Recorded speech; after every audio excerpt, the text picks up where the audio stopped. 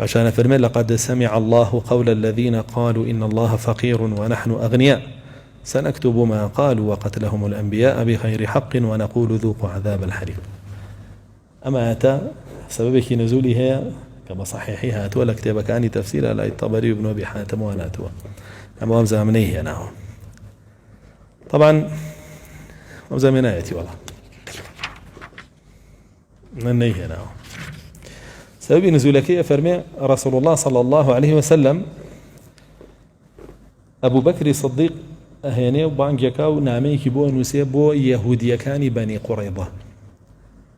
جاء أم بشيء أم بابتا لعن لواتي نتام بيستوي رسول الله صلى الله عليه وسلم كشوية مدينة معاهدين وسيلة نيوان خوان ويهودا بيت المال دا مزران مسلمانان بي زكاتي تيكن فرماني كر بە یەهودیش ئێوەش ئەبێ ماڵی تێکەن ساڵانە باشە ئەبێ تێکەن بەپێی توانایی خۆتان بڕی دیاری نەکرد لەسەریان دوای ئەوە بووبوویە جزیە جاوان باسی ناکەن چونکە دڵی یەهودیە نازدارەکان ئەیەشێ گەر باسیکەن بڵێن معاهدەکە وەشی تیا بووە سێرەکەی لە زۆربەی بەندەکانە لایەن بردووە یەهودی بەنی قوڕەیضە نایدا هیچ ساڵێک ئەمە پێش جەنگی أحزاب بيش جنگي خندق نامه كانوا سيبوا أبو بكر الصديق تيايا لا رسول الله صلى الله عليه وسلم بو بني قريظة بو قورة كان فنحاصة يا حنفاصة بير من ما باجنا وكيكيه بس سري يهودي كان فنحاصة وابزانا فنحاصة يا فنحاصة اشتيكي فنحاصة نازان بو أبي نوسي بو قوري يهودي كان أو صعلانيك أبي بخنا بيت المال دولته وبينير شوك ايو باريز راون أمانتان هي ژیانتان هەیە خزمەت گوزاریتان هەیە بینێرن بۆ بەیت المال ئەو بەکر سەدیق نامەکە هەڵەگرێ و ئەڕوا بۆ لای ئەو فینحاسە لەناو با بڵێن معبەدی یەهودیەکانە لەناو بەنی قوڕیظە لە قەڵاکەی خۆیانە سەیرەکە پیاوماقوڵانی وێژەمووی لە چوار دەورین ئەڕواتە ژوورە و نامەکەی رەسوڵ الله خوێنێتەوە صلی الله علیه وسلم فەرمێی فینحاس لەخوا بترسە فەرمان بکە بە قەومەکەت کە ئەو ماڵە ببەخشن بە بەیت المال و مسلمانیش ببە باشترە بووت لە دوای مسلمان بەخشین ئەجرێکی زیاترە بووت بۆ قیامەتێ باشە و بۆ شەوە نەسیحەتەکان دوور درێژەکە هاتووە لە کتێبەکانە بەڵام ئەم کابرایە فینحاسە لە سیاڵێ خواکەی تۆ وتوێتی قەرزم بنێ من ذا الذي يقرض الله قرضا حسنا فيضاعفه له أضعافا كثيرة خواكي توجدي قرضا بنيو من بوتان زياكم آياتكي خويندو هو دا بزيو بوتان أبو بكر الصديق فرمي بلا آيات دا بزيو الله جل جلاله آوا فرمي بيمان دارا قدام آيات دوشتي تيها يا كم يعني الله ربا خورة كم لئيما ورقري وزور معناته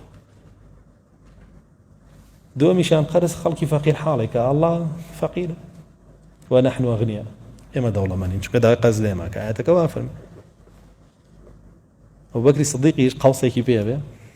تأهيزي تيايا بدا مجاوية خبيك على بورينته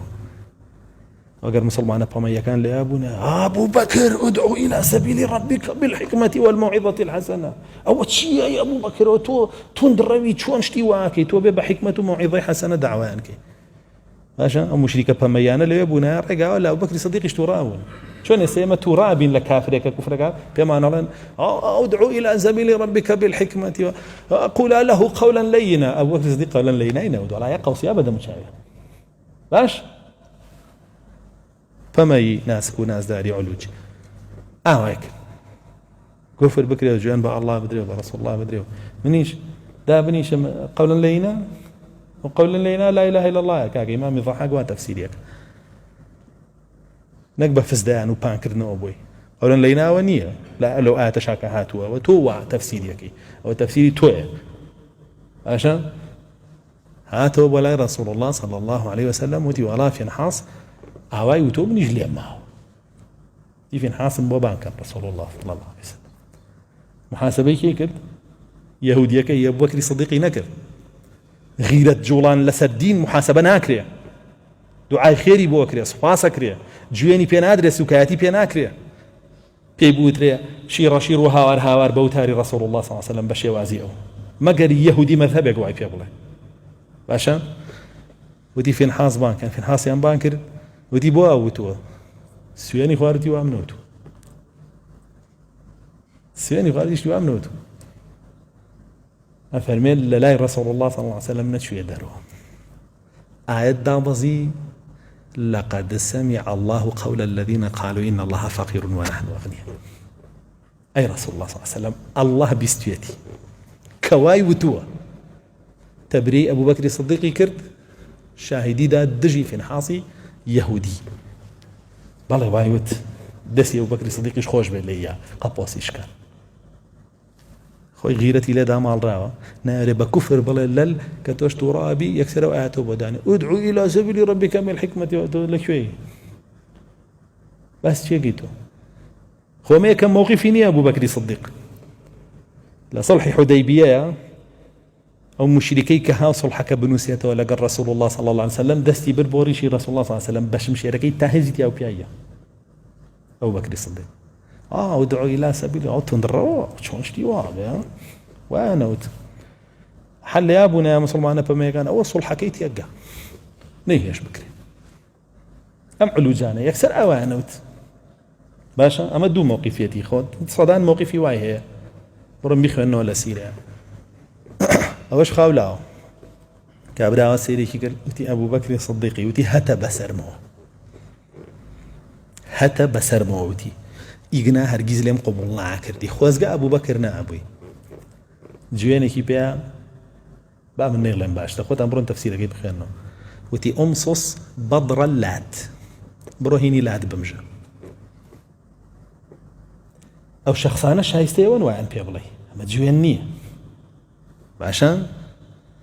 أما أو عقوبية كشايستيتي بلا بروابك تو مشركي خبيث شو لدزين أو قر مسلمان بما كان لبيا أبونا شون دري أنا خس كمنافقا بران أبو بكر الصديق دسي أنا كرب حب يتر أسل مال سريان كان منافق ومشركا